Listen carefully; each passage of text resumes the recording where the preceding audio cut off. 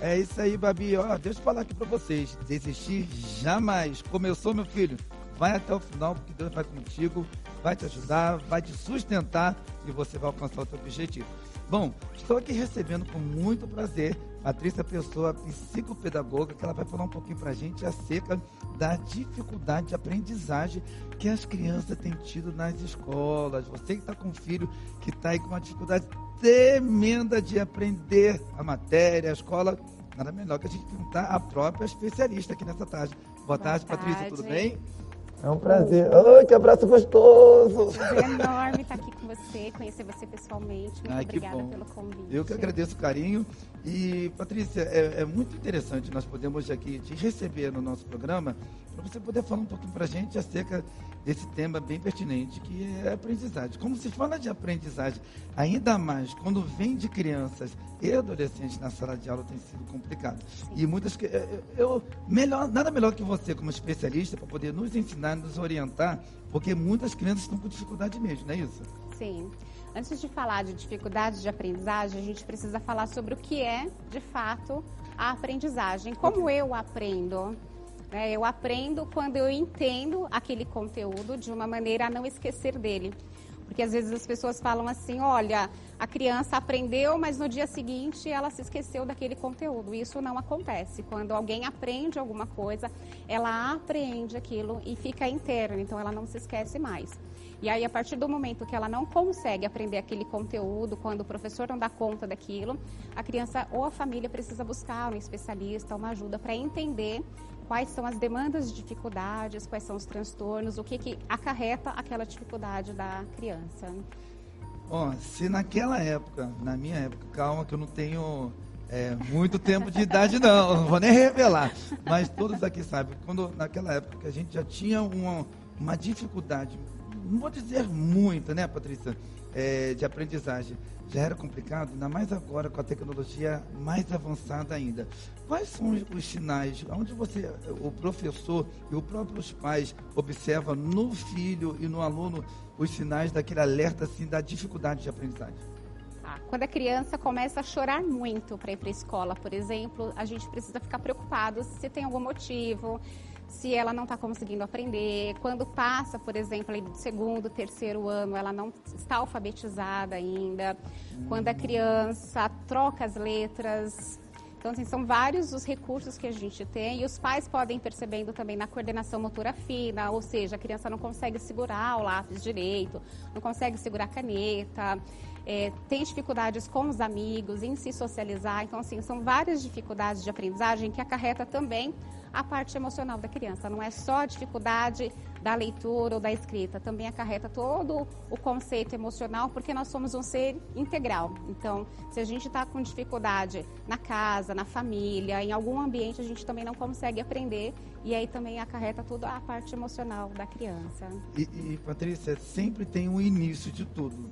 O início de tudo pode ser um problema que essa criança está, aquilo que você acabou de relatar, um problema que a criança está enfrentando de brigas conjugais entre o pai e a mãe, aquelas ofensas, e a criança está ouvindo tudo, não consegue absorver o que ela aprende dentro da sala de aula, e também quando tem esse caso, e tem também o caso da criança estar dentro da sala de aula, querendo aprender, mas ela não consegue aprimorar, absorver tudo. Aí o que acontece dos alunos, dos amigos? Cara, você é muito burro. Essa palavra é uma palavra muito pesada. Exatamente. Quando o próprio amigo chega para ele ou para ela e fala, você não é muito burro, todo mundo aqui conseguiu aprender, você não aprendeu nada até agora? Exatamente. Podemos dizer que esses dois casos que eu dei são o início de tudo? Sim. Eu costumo dizer no consultório, quando os pais me procuram, que não existe nenhum ser humano burro. Verdade. Porque, e ainda dou o exemplo do animalzinho, porque até ele, a gente pega até alguns vídeos, até esse animalzinho que é intitulado com o nome de burro, ele não é burro no sentido pejorativo. Sim. Então, eu tenho o hábito de afirmar que todas as pessoas, elas são capazes de aprender. Tudo aquilo que a gente se propõe para aprender, tudo aquilo que a gente se esforça, tudo aquilo que a gente se dedica, seja o que for, a gente vai aprender de alguma forma. E aí é muito importante os pais ressaltarem isso em casa, que é a questão de xingar o filho ou de falar que o filho está com preguiça, e às vezes não é preguiça, é porque a criança realmente tem uma dificuldade. Por exemplo, quando a criança fala que ela está com dor na mão, na infância é muito comum sentir dores nas mãos de verdade. Então, a partir de que idade, mais ou menos? Dos 3 anos em diante, quando a criança está aprendendo a ter a coordenação motora, escolhendo qual é a mão que ela vai utilizar, se ela é destra ou se ela é canhota, ela sente essa dor na mão na hora de segurar o lápis. Então, isso não é preguiça, não é fingimento. O sofrimento da criança por não aprender, ele é real. Então, é interessante os pais buscarem ajuda quando eles não conseguem ajudar os filhos em casa. E quando os filhos não demonstram, porque tem muitos filhos que têm aquela dificuldade, aquele bloqueio, mas eu vou chegar para minha mãe para falar para ela que eu estou passando por bullying, chegar para meu pai para falar para ele que estão me chamando de burro, que eu não estou conseguindo ter o aprendizado, ou então, pai, mãe, eu não estou conseguindo me concentrar na sala de aula pelo fato de vocês estarem brigando muito, ou porque o pai chegou bêbado, ou porque você está fumando. Como destravar isso na criança? Como a mãe ou o pai, ele consegue ter a palavra-chave para poder instruir o filho a destravar isso, para ele poder ser mais solto, mais liberal com os pais? Tá. Eu costumo afirmar que o diálogo, ele é muito importante em todas as famílias. E os filhos, eles são educados desde o ventre da mãe. Então, desde o ventre, a mãe já vem conversando com a criança, já vem ali fazendo as leituras, já vem falando do amor, do afeto. E quando essa criança nasce, continuar com esse amor, com esse afeto e com o diálogo, ele é extremamente necessário. Então, a criança precisa sentir confiança nesses pais. Então, quando a criança sente confiança nesses pais, ela não vai ter vergonha ou medo de procurar esses pais. Outro sinal importante, os professores, eles são extremamente relevantes nessa parte da educação infantil, principalmente, porque é onde eles percebem onde está a demanda ou a falta de demanda ou de concentração, algum tipo de dificuldade ou de transtorno. Então, principalmente nas décadas mais atuais, os professores conseguem identificar melhor, eles têm preparo melhor, então eles conseguem auxiliar esses pais nesse quesito também. Entendi. E qual que seria a estratégia que todo educador ele tem em pauta, em mente, de chegar e fazer com que aquela criança que não está conseguindo absorver nada na sala de aula e ela venha sair do 0 ao 10, assim, ó, venha bombar. Não, você vai vencer, você vai conseguir. Vamos lá, é isso, é isso. Você tem uma estratégia que todo educador ele consiga transmitir isso para as crianças? Sim, o educador ele precisa ser um apaixonado pela profissão em primeiro lugar. Porque se ele é um apaixonado, ele vai entender que aquela criança tem as suas limitações, as suas dificuldades, mas que ela vai avançar. Porque nenhum tipo de transtorno, de dificuldades, nada limita uma pessoa. Então, a criança pode estar com uma dificuldade no primeiro bimestre escolar, quando chegar no segundo ou no terceiro bimestre, aquela criança deslanchou. Mas ela precisa acreditar nessa própria aprendizagem e ela também precisa de alguém que auxilie nessa aprendizagem, que faça com que ela acredite. Porque muitas vezes ela escuta da família ou escuta de algum colega que ela não vai aprender, que ela é burra, que ela é incompetente, que não conseguiu de novo.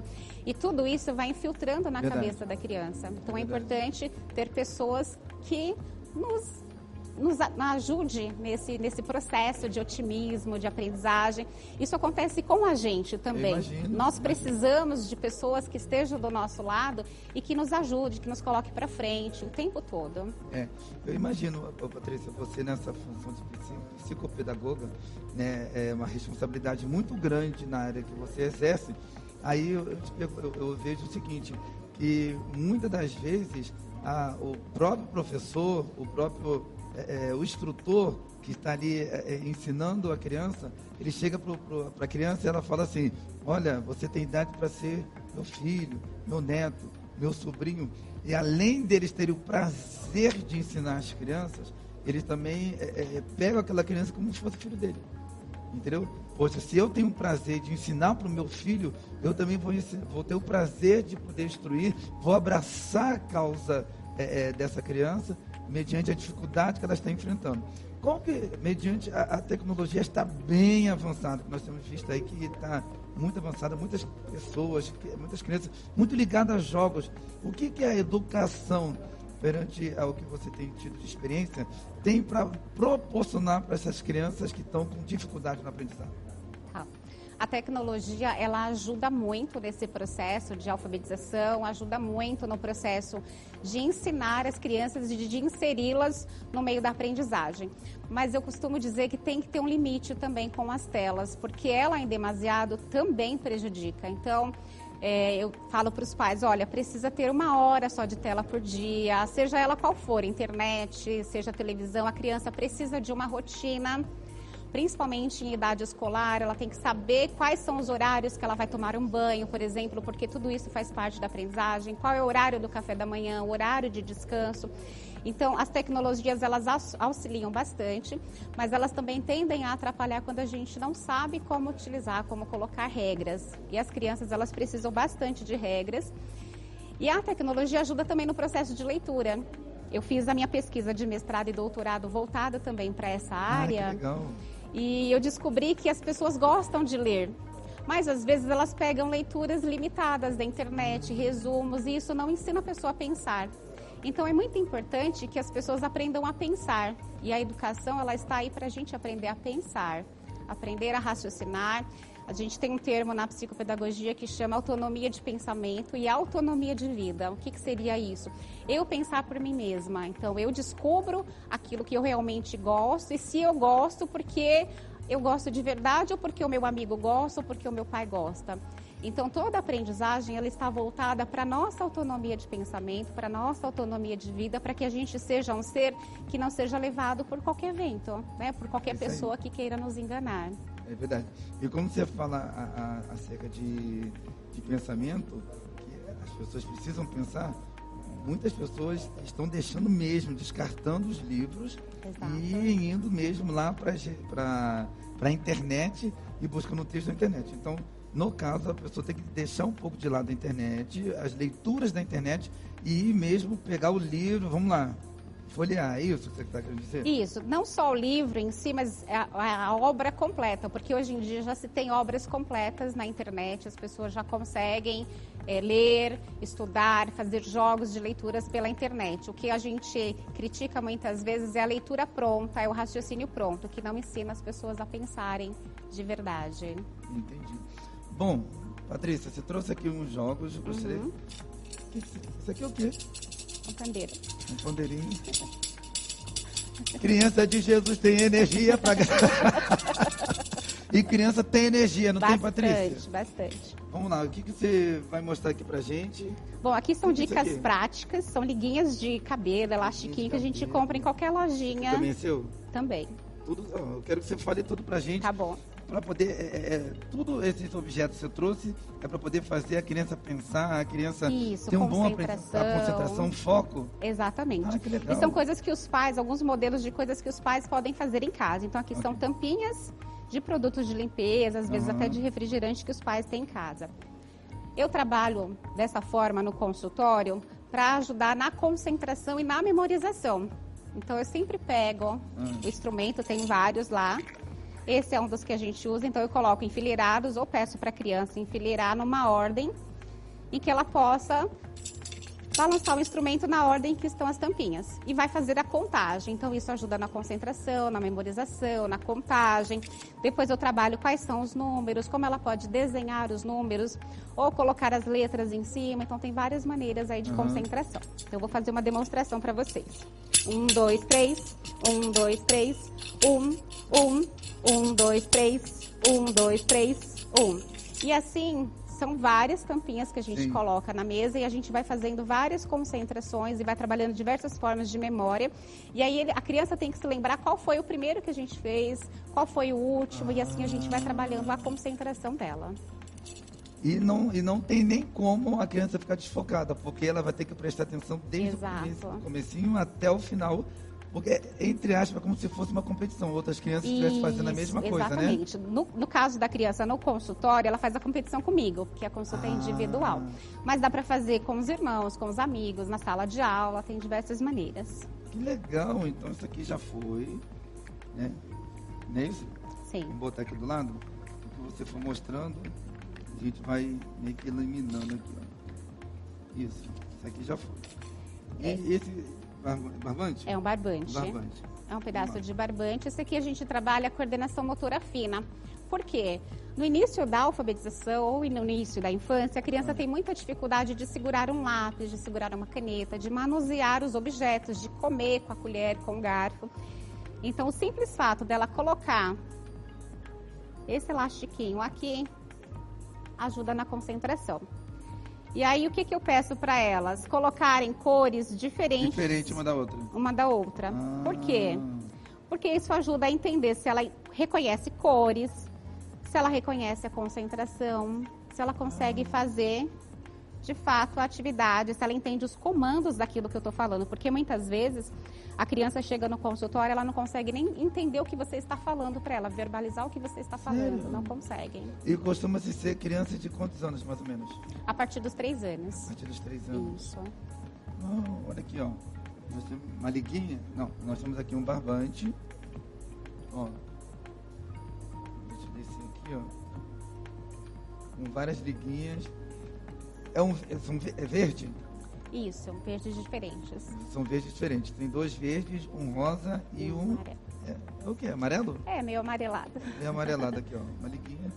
Para quem olha assim, acha simples, mas para a criança em Para si, criança. se ela não tiver uma boa coordenação, ela se perde, não se perde? Se perde. Tem crianças que demoram 20 minutos para fazer essa atividade. Você está brincando. Verdade. Sério, Patrícia? Verdade. Uau. Olha que legal, que bacana, hein? Vamos lá. Próximo, Patrícia. Esse aqui vai usar novamente? Não. Vou botar aqui pro lado, que aí a gente já elimina essa parte aqui. E são várias atividades. Fala um pouquinho pra gente a respeito assim, de coordenação, de foco que você tem na sua programação. Como é que é? Para quem está nos assistindo, a pessoa chega até você, Patrícia, eu gostaria de ter um atendimento, de poder levar meu filho. Qual que é a idade mais procurada quando a pessoa chega até você? A mãe chega com o filho. Tá, a idade mais procurada é a partir dos 8 anos, mas eu já atendo a partir dos 3, porque as escolas acabam encaminhando as crianças. As mães me procuram, inclusive pelas redes sociais, e falam que os filhos foram encaminhados pela escola, hoje em dia pelos pediatras também, ou por neuropsicólogos. E o trabalho, como é feito? Primeiro é feita uma avaliação no consultório, essa avaliação tem em média de 6 a 8 sessões. Eu aplico alguns testes psicopedagógicos com a criança. Okay. A primeira sessão é com a mãe, para entender as demandas, para entender quais são as dificuldades. E até mesmo para a mãe ver o que a criança está passando, não é isso? Exatamente, para entender toda essa questão de dificuldades da criança, da família, todo o ambiente da criança. Okay.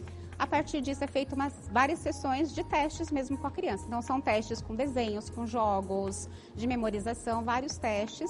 No final dessas 7 sessões eu faço um relatório em que eu vou conseguir identificar exatamente onde está essa dificuldade da criança e apontar os possíveis transtornos do neurodesenvolvimento, que é o TDAH, o autismo, a descalculia. Apontando esses transtornos, eu encaminho essa criança para um neuropsicólogo, onde ele vai afirmar ou não essas hipóteses, e aí a gente encaminha para o neuropediatra ou um neurologista. Então, é um caminho longo e é um trabalho multidisciplinar, porque a gente não caminha sozinho. Então, eu faço a parte de aprendizagem, a parte emocional, a partir do relatório. Então, a partir disso, eu monto um calendário de intervenção. E aí não tem uma data limite para a alta da criança, porque funciona muito parecido com o trabalho de terapia. A gente trabalha a parte de emoção e a parte de aprendizagem em conjunto. Entendi. Patrícia, você está falando aqui, me veio uma curiosidade. A gente não terminou nossa pauta ainda, porque a Patrícia tem muito para poder falar aqui sobre o que ela está comentando com a gente e tem mais alguns jogos. Me veio na memória, me trouxe à memória o seguinte...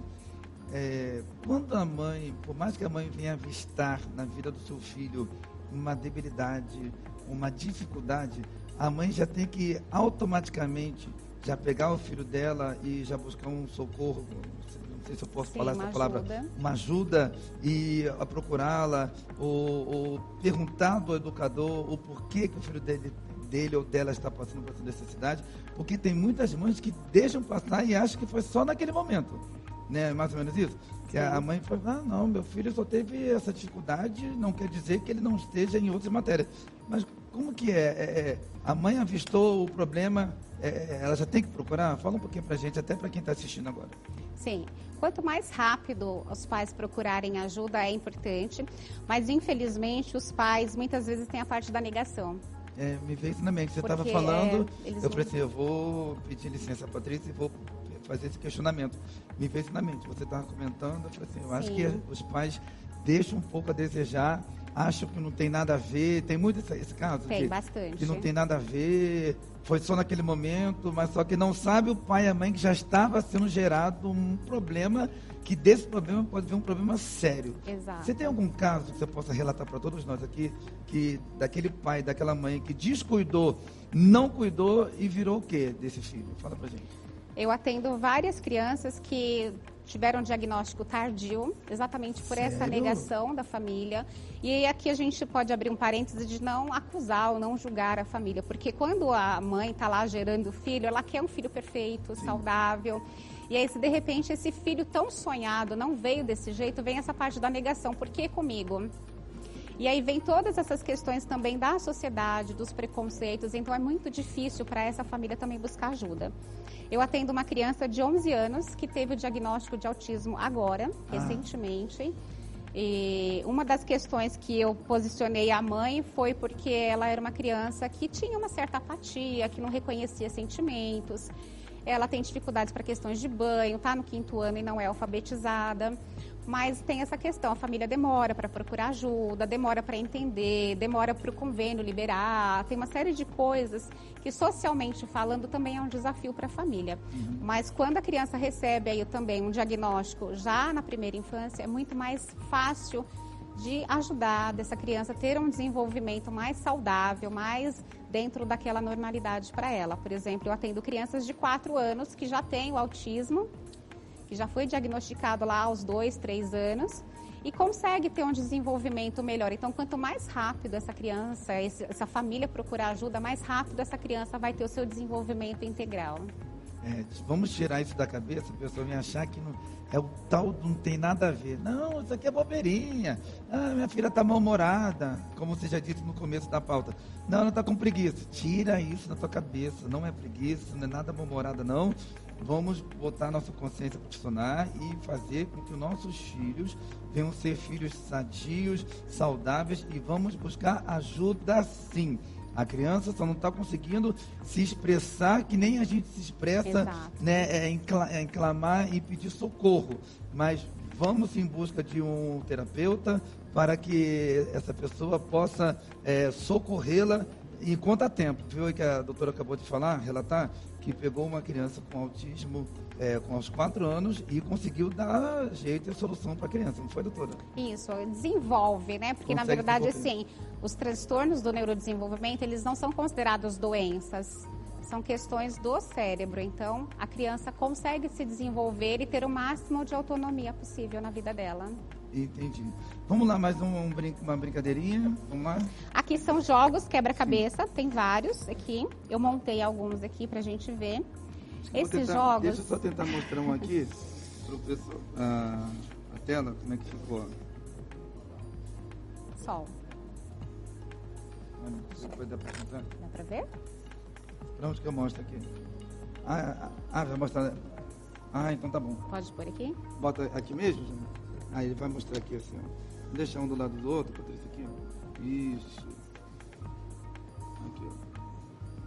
Então, aqui é um jogo de quebra-cabeça, mas é um quebra-cabeça já com as palavras, com o desenho, porque aí a criança vai se desenvolvendo e vai tendo a competição também. Então, eu faço o jogo com a criança. Raciocínio? Raciocínio lógico. Raciocínio lógico. Raciocínio lógico, porque através do raciocínio lógico também a gente leva a criança à alfabetização, ao letramento, a gostar de leituras, a gostar de desenhos. Então, trabalho uma série de coisas, mas a criança acha que vai brincar. Só que nós vamos trabalhar o raciocínio dela. Gente, eu vou tentar montar aqui. Será que eu consigo? Vamos lá. Tem rapidinho, ainda tem mais 3 minutinhos, vamos lá. Bom, Patrícia, vamos competir, Patrícia? Vamos lá? 1, 2, 3 e... 3 minutinhos, vamos lá. Oh, meu pai. Tem que estar combinando verde com verde? Tem que escrever uma palavra. Tem que escrever uma palavra? Isso aqui é interessante, que faz a gente raciocinar mesmo, né, Patrícia? Não. Sim. Não tem nada a ver. Meu Deus. Patrícia do céu, não é fácil não, minha amiga. As palavras estão... Você já está ganhando mesmo. Que isso? Espera aí, Patrícia, vai devagar. Olha aqui. Tem uma. Espera aí, Você já formou uma? É rato aí. Aqui. Aê! Formei uma aqui, ó. Ó, rato. Então já temos aqui, Patrícia formou aqui carro e rato. E isso é muito bom que vai combatendo até mesmo futuramente doenças graves, até mesmo na vida da própria criança. Exatamente, porque a criança, quando ela não se sente segura em aprender, ela vai ser um adulto inseguro, ela vai ser um profissional inseguro. Então, isso vai acarretar outros problemas, inclusive emocionais, problemas psicológicos.